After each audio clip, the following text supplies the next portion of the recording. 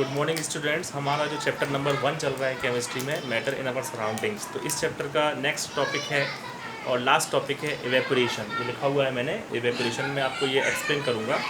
Evaporation का मतलब ये होता है कि जब कोई लिक्विड होता है उसकी जो सरफेस, ऊपर की सरफेस धीरे धीरे वेपर में कन्वर्ट होते जाती है, जिसको हम इवेपोरेशन बोलते हैं। जैसे आपने देखा होगा कि जैसे किसी कंटेनर में वाटर भरा हुआ है, और यदि हम उसको थोड़ा सा ज़्यादा टेम्परेचर पर रखेंगे, धूप में रखेंगे, या घर में भी यदि ज़्यादा टेम्परेचर है, गर्मी के दिन है वैसे भी अभी, तो धीरे धीरे क्या होता है, ऊपर का जो सरफेस है पानी उड़ते जाता है और धीरे धीरे उसका लेवल मतलब वो कम होते जाता है। ठीक है, उसी को इवेपोरेशन बोलते हैं।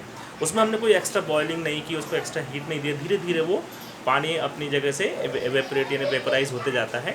इसी प्रोसेस को हम बोलते हैं इवेपोरेशन। ठीक है ना। सबसे पहले इसकी डेफिनेशन अपन देखते हैं। Evaporation,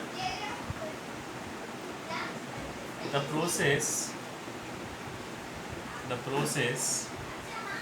when a liquid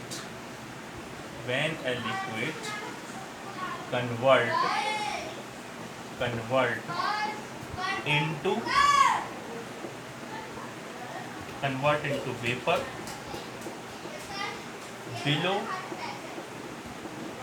its मतलब लिक्विड, जो भी लिक्विड है उसका, बिलो इट्स बॉइलिंग टेम्परेचर या बॉइलिंग पॉइंट, इसको हम क्या बोलते हैं, इवेपोरेशन बोलते हैं। The process when a liquid convert into vapour below it's boiling point. ठीक है ना। अब अपन देखते हैं डिफरेंस देखते हैं अपन। डिफरेंस किसके देखते हैं अपन? डिफरेंस देखते हैं, दो में डिवाइड कर लें अपन। यहाँ लिख लेते हैं बॉइलिंग, ठीक है, बॉइलिंग, और यहाँ पर लिख देते हैं इवेपोरेशन। ठीक है, बॉइलिंग और इवेपोरेशन दोनों में डिफरेंस देखते हैं। तो पहला तो ये है कि बॉइलिंग जो है उसको ज़्यादा टेम्परेचर, बहुत ज़्यादा टेम्परेचर चाहिए, तो takes place at high temperature. Boiling takes place at high temperature, इसके लिए ज़्यादा टेम्परेचर चाहिए बॉइलिंग के लिए। ठीक है, हाई टेम्परेचर। और यहाँ पर इवेपोरेशन क्या है, लो टेम्परेचर पर भी हो जाएगा वो। ठीक है, ठंड के दिनों में भी हम यदि फर्श पर पानी गिर जाए तो ठंड के दिनों में भी वो वेपोराइज हो जाता है, चला जाता है वहाँ से। तो लो टेम्परेचर पर भी इवेपोरेशन होता है, मगर बॉइलिंग के लिए हाई टेम्परेचर चाहिए। तो मतलब बॉइलिंग के लिए takes place at boiling point. Takes place कब होता है boiling? Takes place at its boiling point. मतलब ज़्यादा टेम्परेचर कितना होना चाहिए? हाई टेम्परेचर लिखा हुआ है ना, तो कितना होना चाहिए? बॉइलिंग जो पॉइंट है उसका, जो बॉइलिंग टेम्परेचर है उतना या उससे ज़्यादा होना चाहिए। Takes place at its boiling, ये अपन लिख लेते हैं एट और अबव, एट या अबव, एट और अबव बॉइलिंग पॉइंट। आ गया समझ में? ठीक है। और इवेपोरेशन में क्या होगा? Below boiling point, boiling temperature से बिलो बॉइलिंग पॉइंट, उससे भी कम में ये हो जाएगा। समझ गए? ठीक है। नंबर 3, बॉइलिंग जो होता है वो पूरे सरफेस मतलब पूरा बल्क में होता है। जैसे गिलास में पानी भरा हुआ है या कोई टम्बलर में पानी भरा हुआ है, तो पूरी सरफेस और पूरा बॉयल होता है, नीचे से लेकर ऊपर तक एक साथ बॉयल होता है। मगर इवेपोरेशन में क्या होता है, केवल ऊपर की सरफेस ही जाती है इवेपोरेट, नीचे वाला जो होता है अनएफेक्टेड होता है उससे, नीचे वाली लेयर्स। तो इट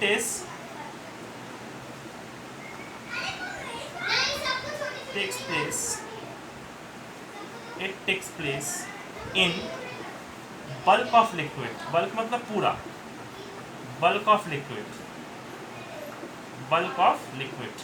और इसमें एट द सरफेस। कहाँ होता है ये? सरफेस फिनोमेना है ये।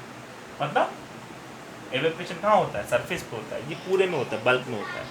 ये दोनों के बीच डिफरेंस है, ये इम्पॉर्टेंट है और एग्जाम में पूछ सकते हैं आपसे difference between boiling and evaporation.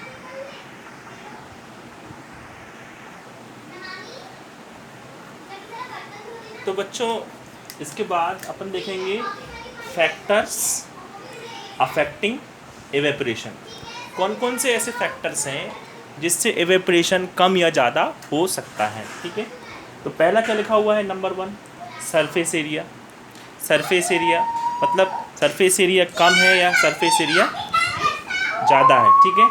तो इसमें लिखा हुआ है कि सरफेस एरिया मतलब ऊपर का एरिया कितना वाइडर है, कितना कांटेक्ट में है, ठीक है ना।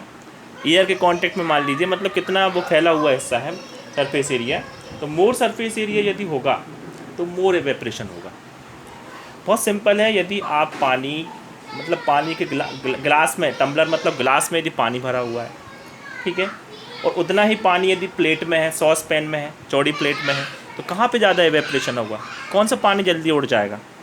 नेचुरली सॉस पैन का ही पानी होगा। तो क्योंकि इसका सरफेस एरिया ज़्यादा है, वो पानी गिलास में इतनी जगह में है, मगर वही प्लेट में उतना ही पानी वो फैल गया है, सरफेस एरिया ज़्यादा हो गया है, तो ज़्यादा एवेपोरेशन हो जाएगा। अब टेम्परेचर की बात करें अपन, ये टेम्परेचर जो है, टेम्परेचर ज़्यादा टेम्परेचर होगा तो ज़्यादा एवेपोरेशन होगा। सिंपल है। समर में ज़्यादा जल्दी पानी एवेपोरेट होता है, विंटर में कम होता है। समर में आप देखते हैं बहुत जल्दी जैसे ही पानी गिरता है तुरंत वो सूख जाता है। ह्यूमिडिटी मतलब वाटर वेपर्स एयर में कितनी ज़्यादा है, कितनी ज़्यादा मॉइस्चर है एयर में। जैसे बरसात के दिनों में आप देखते हैं ना, एयर में ज़्यादा मॉइस्चर होती है, ज़्यादा ह्यूमिडिटी होती है, ज़्यादा चिपचिपापन होता है। तो ज़्यादा यहाँ उल्टा है, यहाँ पर तो वही का वही था, यहाँ पर क्या है, ज़्यादा ह्यूमिडिटी होगी तो लेस एवेपोरेशन होगा, मतलब इन्वर्सली प्रोपोर्शनल हो गया, उल्टा हो गया। जैसे सी कोस्ट पे, समुद्र किनारे आप देखते हो ज़्यादा क्या होता है, मॉइस्चर होता है ना, वहाँ ह्यूमिडिटी ज़्यादा होती है तो क्या होगा, ये उल्टा हो गया, ह्यूमिडिटी ज़्यादा होगी तो एवेपोरेशन कम हो जाएगा, और प्लेन्स पे क्या होगा, एवेपोरेशन ज़्यादा हो जाएगा। सिंपल है। और आप इससे भी समझ सकते हो कि बरसात के दिनों में कपड़े जल्दी नहीं सूखते, क्योंकि वो वहाँ पर लेस एवेपोरेशन होगा। बरसात के दिनों में मॉइस्चर होती है, ह्यूमिडिटी ज़्यादा होती है एयर में, इसलिए क्या होगा, कपड़े जल्दी नहीं सूखेंगे, एवेपोरेशन कम हो जाएगा। दूसरा एग्जाम्पल है वो, है ना। नंबर 4 क्या है, विंड स्पीड। यदि विंड स्पीड, हवा तेज़ चलेगी तो एवेपोरेशन जल्दी होगा। हम कपड़े, ये लिखा भी हुआ है, मोर एवेपोरेशन, मोर विंड स्पीड, ज़्यादा स्पीड होगी तो एवेपोरेशन भी ज़्यादा ही होगा। स्ट्रॉन्ग विंड है, ज़्यादा एवेपोरेशन होगा, more than weak wind speed. तो आप देखते हो कि जैसे हवा चलती है, हमने कपड़े सूखने के लिए डाल दिए, तो वो हवा के कारण कपड़े जल्दी सूख जाते हैं, है ना, क्योंकि वो ज़्यादा एवेपोरेशन होगा। सिंपल है। तो ये 4 फैक्टर्स हैं जिससे हम बोल सकते हैं कि एवेपोरेशन ये कम करेंगे या ज़्यादा करेंगे, ठीक है ना बच्चों। इसके बाद हम देखेंगे कि इफ़ेक्ट ऑफ एवेपोरेशन, एवेपोरेशन से क्या होता है। तो क्या होता है, लिखा हुआ है, evaporation causes cooling in the lower part of liquid, ठीक है। जैसे लिक्विड का ऊपर का जो पार्ट है, यदि वो ऊपर का पार्ट एवेपोरेट हो रहा है तो उसके नीचे वाली जो सरफेस है, नीचे वाला जो पार्ट है, वो कैसा होगा, वो थोड़ा ठंडा होते जाएगा। जितना ज़्यादा एवेपोरेशन तेज़ी से होगा उतना ही नीचे का पार्ट कूल डाउन होते जाएगा। क्यों होता है ऐसा? इट इज़ बिकॉज, ठीक है, the upper surface absorb heat from its lower surface and causes cooling. क्योंकि जब ऊपर की लेयर एवेपोरेट हो रही है, हालांकि वो बाहर से टेम्परेचर भी ले रही है, एवेपोरेट हो रही है, मगर उसके साथ साथ उसकी जो नीचे की लेयर है वहाँ से वो हीट एब्जॉर्ब करके एवेपोरेट, मतलब वो वेपराइज हो रही है। तो नीचे की सरफेस ने क्या किया, ऊपर की सरफेस को हीट दे दी, तो क्या हुआ, नीचे की सरफेस ठंडी हो गई, ठीक है। तो लिखा हुआ and causes cooling to the lower part of the liquid, नीचे वाला पार्ट क्या हो जाएगा, ठंडा हो जाएगा। इसका सबसे बेस्ट एग्जाम्पल है number 1, water in earthen pot get colder. जो मटका होता है, अर्थन पॉट जो है मटका, उसकी जो बाहर की जो सरफेस है वो क्या है, उसमें छोटे छोटे क्या है, पोर्स हैं, छोटे छोटे छेद हैं। उन छेद से क्या होगा, उसके जब पानी भरेंगे अपन मटके में, तो वो मटके से क्या होगा, पानी उस मटके के सरफेस के ऊपर आ जाएगा। मैं आपको दिखा देता हूँ। जैसे ये मटका है, इसके ऊपर की जो सरफेस है ना, यहाँ पर छोटे छोटे पोर्स होते हैं, वो देखते नहीं है, मिट्टी की बनी होती है। इस पोर्स से क्या होगा, वाटर ऊपर ऐसा वाटर आ जाएगा, ठीक है।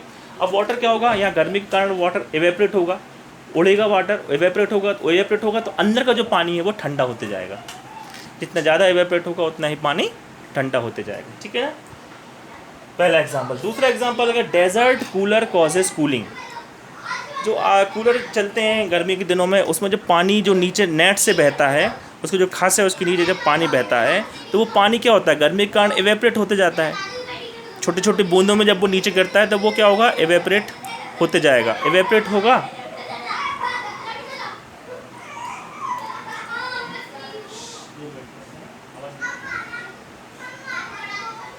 तो जो एवेपरेट होगा तो क्या होगा, एवेपरेट होगा तो उसका पानी ठंडा होगा। कूलर का पानी आप देखते हो ठंडा होते जाता है जैसे जैसे वो एवेपरेट होता है, ठीक है ना। तीसरा क्या है, स्पिरिट या पेट्रोल। आप यदि हथेली के ऊपर यदि आप पेट्रोल रखोगे या स्पिरिट रखोगे तो क्या होगा, आपको ठंडा लगता है, वो उड़ता है ना, जैसे जैसे वो एवेपरेट होगा तो आपको वो ठंडा फील होता है। तो एक एग्जांपल ये होगा। एक और एग्जांपल हम ले सकते हैं कि गर्मी के दिनों में जब हम वर्कआउट करते हैं तो जो हमारी जो स्किन होती है, ये जो स्किन है इसके ऊपर भी क्या है, छोटे छोटे पोर्स हैं। ये पोर्स से क्या होगा, वो पसीना आता है, स्वेटिंग होती है। तो वो जो पसीना जैसे ही सरफेस के ऊपर आया और जैसे हम हवा या पंखे में बैठते हैं तो वो उड़ेगा, एवेपरेट होगा। एवेपरेट होगा तो क्या होगा, हमको वो ठंडा ठंडा लगता है, हमको फीलिंग मतलब टेम्परेचर हमारे बॉडी का डाउन हो जाता है और हमको थोड़ा सा यहाँ पर सरफेस भी थोड़ा आप देखना है, थोड़ा ठंडा हमको फील होता है, पसीना हमारा ठंडा फील होता है हवा में बैठने पर। ये सभी एग्जांपल्स क्या हैं, इफेक्ट ऑफ एवेपरेशन के कारण है कि एवेपरेशन से क्या होगा, कूलिंग होती है। Okay, thank you.